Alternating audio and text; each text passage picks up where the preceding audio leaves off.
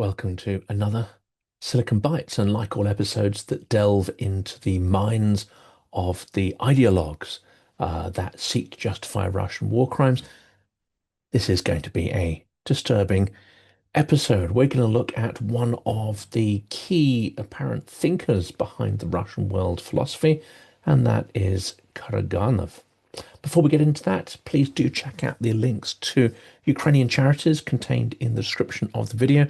We are trying to crowdsource more trucks to be sent to Ukraine, 4x4 vehicles that can be redone in garages in Lviv and Kiev, and then sent out to the battlefront in the east to help Ukrainians remain resilient and help them stay alive under the continuous ongoing assault from Russia.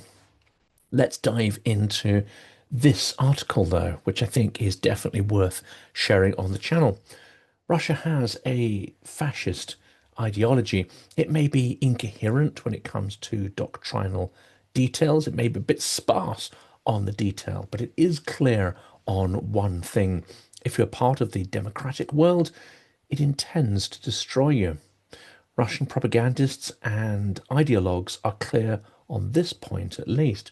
It's time to face this ideology for what it really is: aggressive, intolerant, extreme, calculated, premeditated, and completely nihilistic. Modern Russian fascism is built for export and is fundamentally opposed to the democratic world, its culture, values, and its institutions. In this episode, we'll look at an interview given for Le Grand Continent, a respected European journal of geopolitical analysis, published by the GEG, Group d'études géopolitiques, a think tank affiliated with the prestigious École Normale Supérieure in Paris. They published a deeply disturbing conversation with Sergey Karaganov, one of the Kremlin's most influential ideologues and a long-time advisor to Vladimir Putin. Well, we've tended to see Putin as reactive, blundering into a war in Donbass, blundering into a disastrous full-scale invasion of Ukraine. But Russia adapts militarily, and it also adapts its hybrid and informational operations. Now we must stop underestimating the long-term vision of the current Russian regime.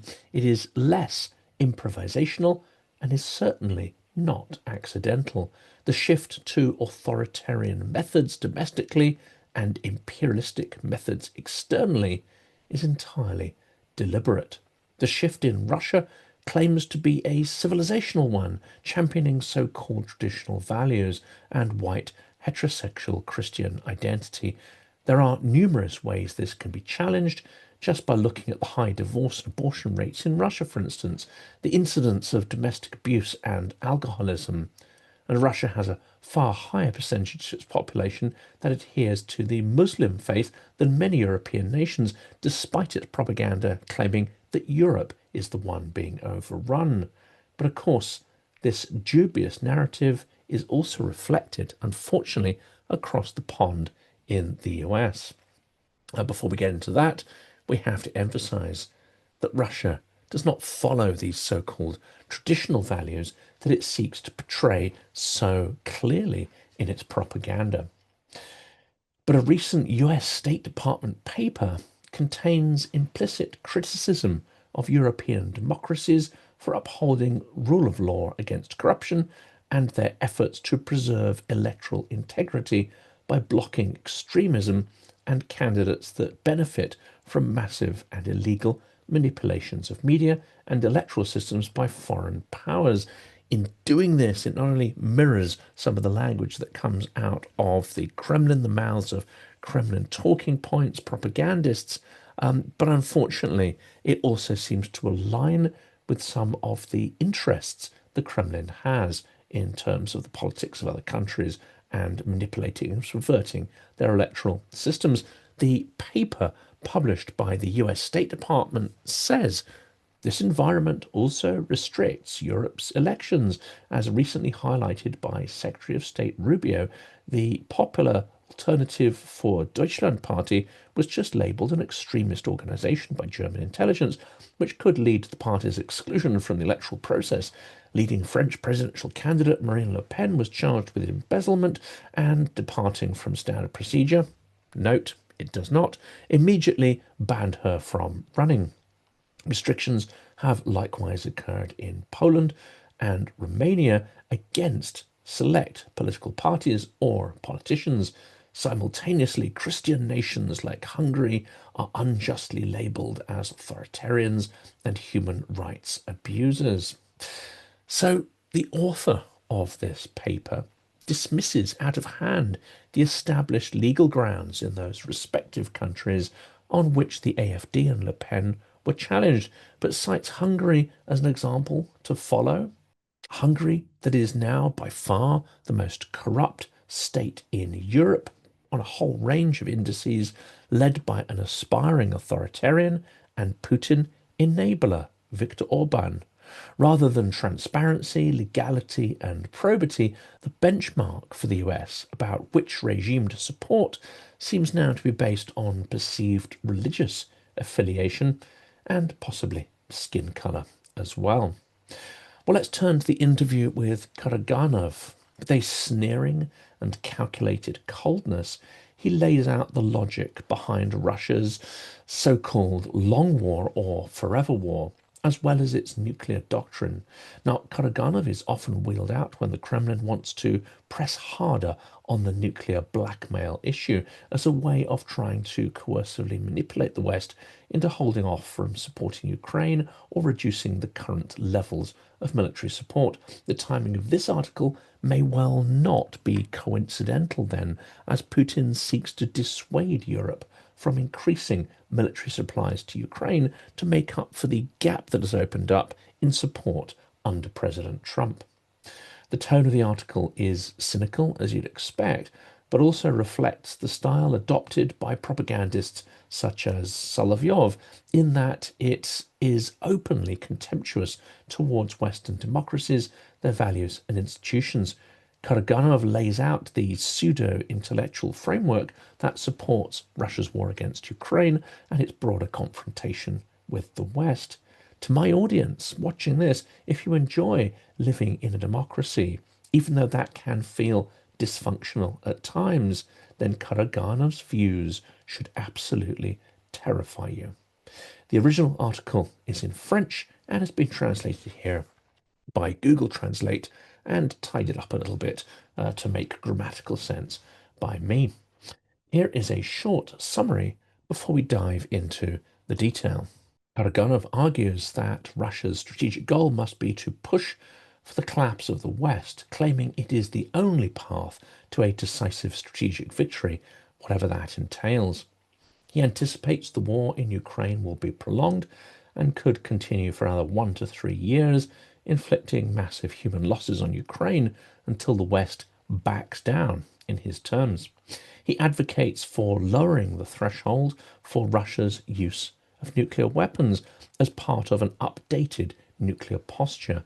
This would make deterrence more credible, he argues, though through ambiguity and escalation threats. Part of this could be to normalize the use of tactical battlefield nuclear weapons as opposed to the strategic arsenal. It's not clear where he sits on the intermediate range missiles, though. He suggests that Russia should consider preemptive strikes on countries arming Ukraine, including potentially nuclear threats, as part of a strategy of controlled escalation. He promotes the creation of a non-Western global order which builds on the ideas of people such as Dugin based on a concept of Eurasianism. This would be centered on Russia and aligned with the BRICS plus bloc, the so-called Global South plus China.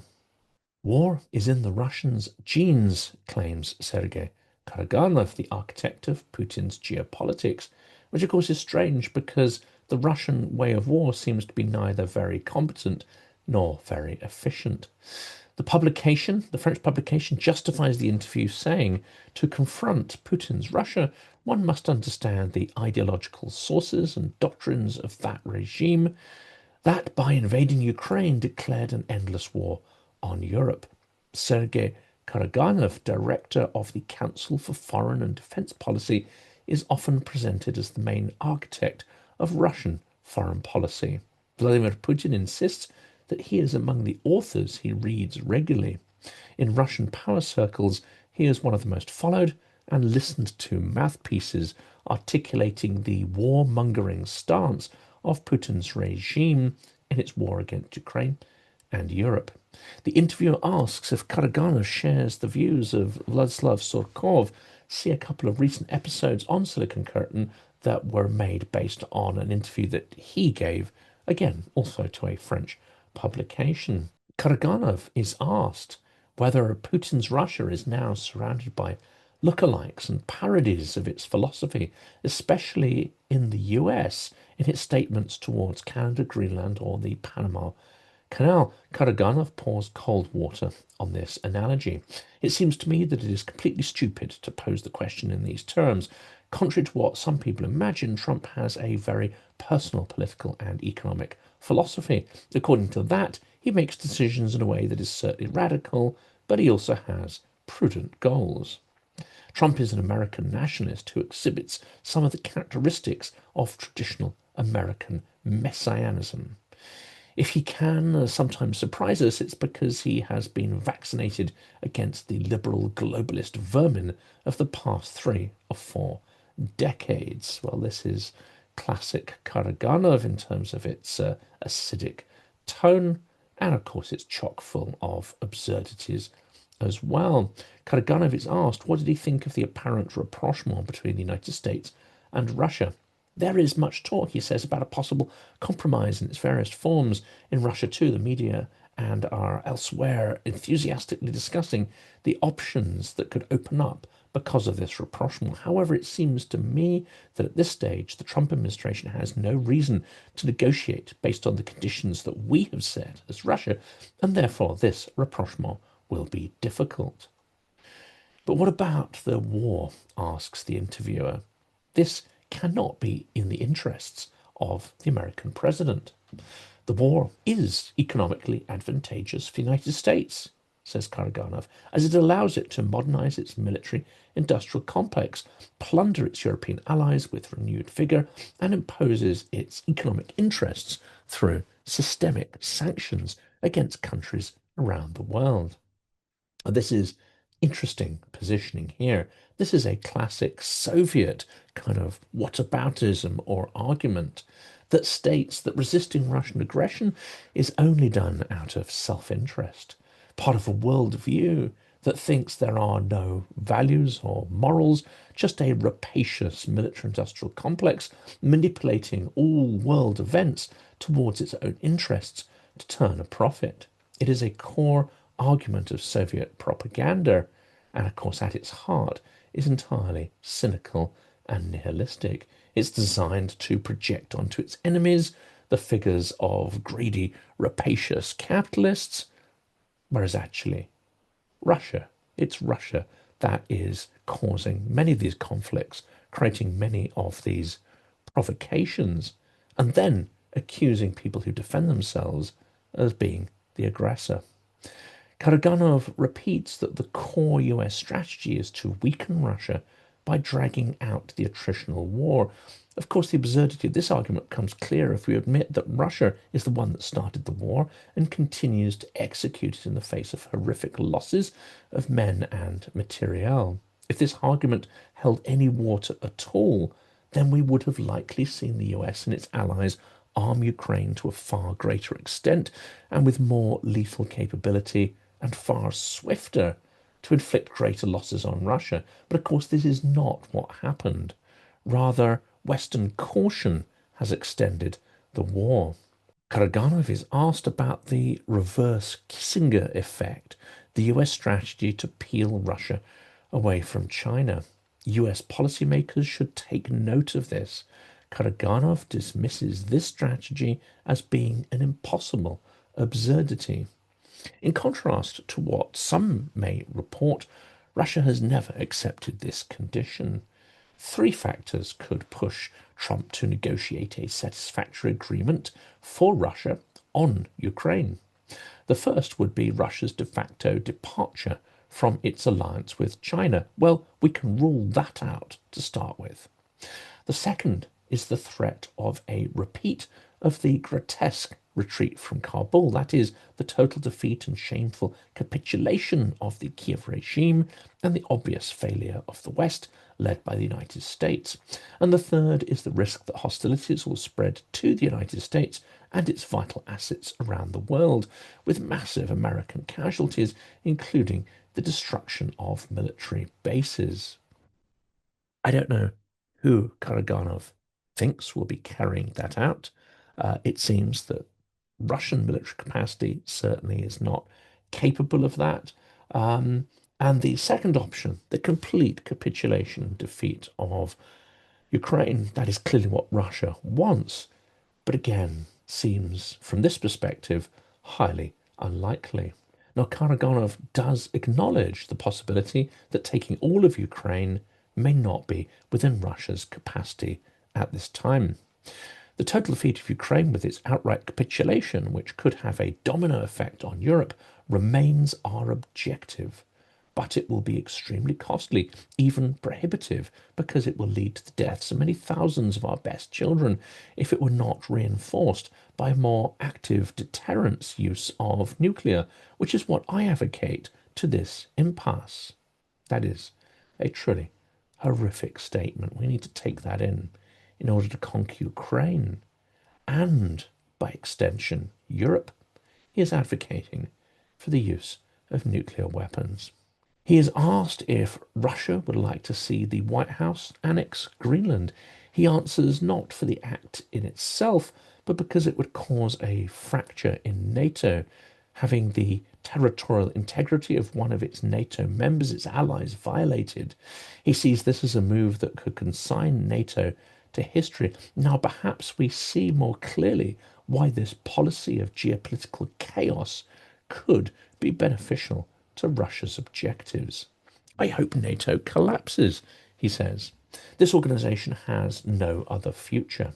It has been able to play a rather positive role in the past by containing Germany, by limiting the influence of communism, which was indeed its objective, by counterbalancing the USSR within a relatively stable system of confrontation between great powers.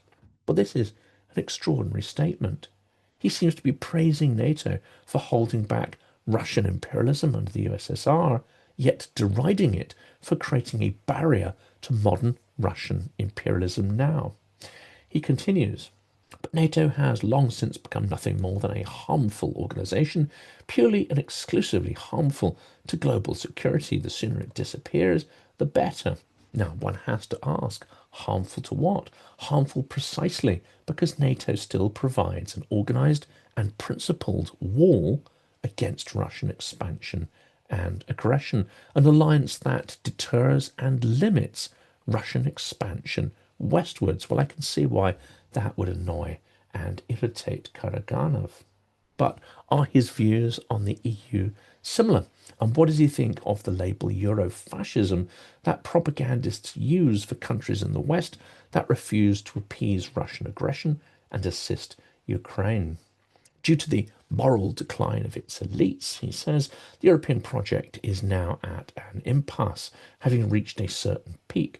The current political generation is fostering growing hostility, even in preparing war against Russia, which is truly astounding, a kind of preparation for rapid suicide. I believe that collective Europe, in this case, is doomed to dissolve.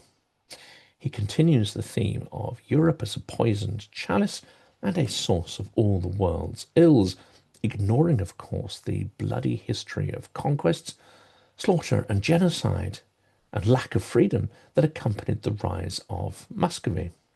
Europe has been the cradle of the worst ideological currents, monstrous wars, and mass genocides. The option I prefer is rather to acknowledge the end of the European adventure, for Russia to distance itself from Europe and finally recognize that its European journey is coming to an end, we have nothing more to gain from Europe except military threats and infection by its pseudo values. What will come from this collapse of European unity and culture, we have to ask. Here we must take note of what Karaganov says, because he is not describing some accident of history or even some inevitable process. Rather, here he projects what Moscow desires. And it is this that we must prepare for, to prevent it from happening with all the will, means, and materials at our disposal. I strongly suspect that within 10 or 15 years, maybe even sooner, the countries of Southern Europe and a good part of Eastern Europe will join Greater Eurasia. As for the countries of the Northwest, they will continue to rot and fade from the global arena. So this is what Russia has in mind: conquest. Conquest, control, and subjugation, and the desire to relegate those northern countries that refuse to submit to Russia's power, relegate them to isolation and irrelevancy. On the war against Ukraine, his views are callous, hideous, and deeply disturbing. He says, this war has been beneficial to us. It is tragic that this outcome had to cost the lives of the country's finest. It didn't cost the lives of some of the country's worst. But this war has allowed us to quickly break with the last of the remnants of Eurocentrism and Western centrism. By drawing fire upon ourselves, we are finally eliminating this consumerist elite that has definitively left Russia. We are restoring our own identity in both traditional and updated aspects, while turning constructively towards the south and the east, where the external sources of our civilization and our prosperity are to be found. This is, of course, a word and conceptual salad of nonsense. Karaganov wants the UK to be isolated and humiliated. He expects Italy to surrender to Russian world values in the near term. He hopes France eventually does the same, and he seems not to care what happens to Germany one way or the other. The consequences of this line is that a considerable part of Europe will join Greater Eurasia, and a space less intended to counterbalance the power of the United States than to ensure the triumph of normal politics and political values, and dominance and control by this new entity led by Russia. And Karaganov is pressed upon the point that many in Russia even don't align with his vision, and many didn't want any part in the war or the forever wars to come. There are indeed amongst our fellow citizens who do not share my personal design of the Russia dream idea, elements which is not mine alone, says Karaganov. It is a vision that we are assiduously developing, with dozens of leading intellectuals and political figures in the country. Thanks to the military operation, we've gotten rid in record time of a considerable number of people I refer to as scum. On the other hand, I believe that we must transmit, from a very early age, a common core of specific values. So he's talking about these so-called Russian imperialistic values being inculcated in the next generation from a very young age. Well, let's conclude this episode. Karaganov is a deeply sadistic individual. His ideas are perverse, and his framing of the war is too. Imagine the scale of suffering and slaughter that his fatuous ideas justify.